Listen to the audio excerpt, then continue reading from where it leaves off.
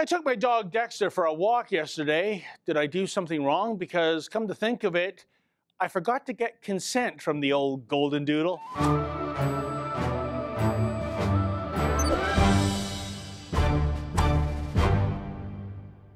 Consent was very much in the news last week. As astute viewers of this space will recall, a Victoria event venue hired someone called Tennille Geib to be a so-called consent captain.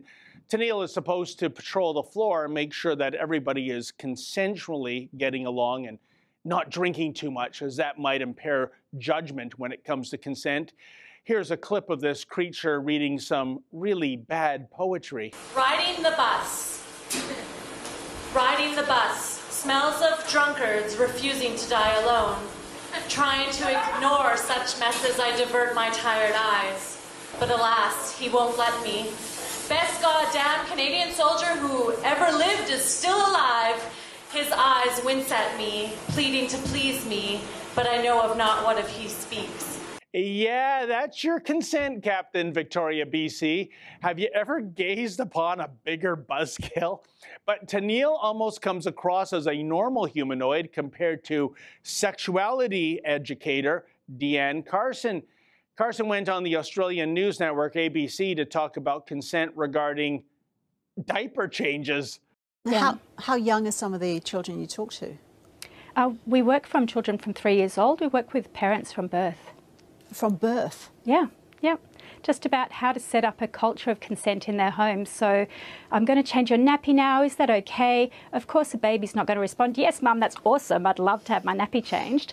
But if you leave a space and wait for body language and wait to make eye contact, then you're letting that child know that their response matters.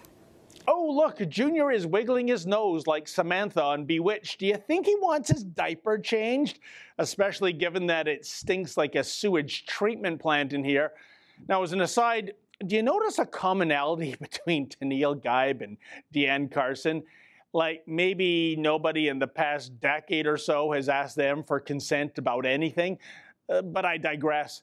In any regard, the consent nonsense makes for a good news story, folks, given the overwhelming feedback, because maybe, just maybe, we are on the precipice of a backlash against new levels of PC insanity. Just consider the reception Deanne Carson received.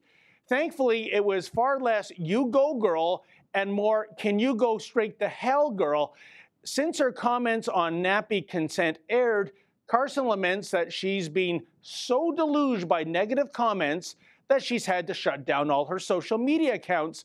In fact, she's even received death threats, which does cross the line, if only barely. In fact, in a Daily Mail poll, 96% of readers disagreed with her comments, with 1% being unsure.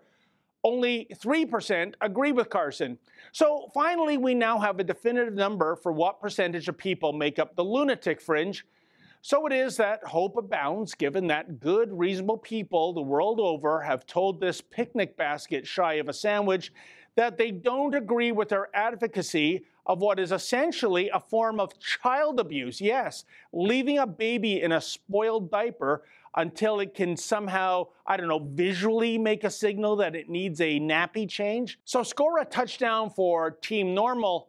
Meanwhile, I shall not mourn Carson's self-imposed social media exile.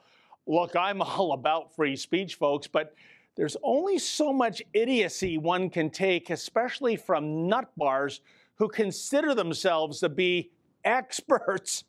For the Rebel.media, I'm David the Menzoid Menzies. Hey folks, less than 2 weeks away, the Rebel Live is coming to Toronto. Wow, what a lineup. Katie Hopkins, we got Ezra Levant, John Cardello, Sheila Gunn Reid, so many more.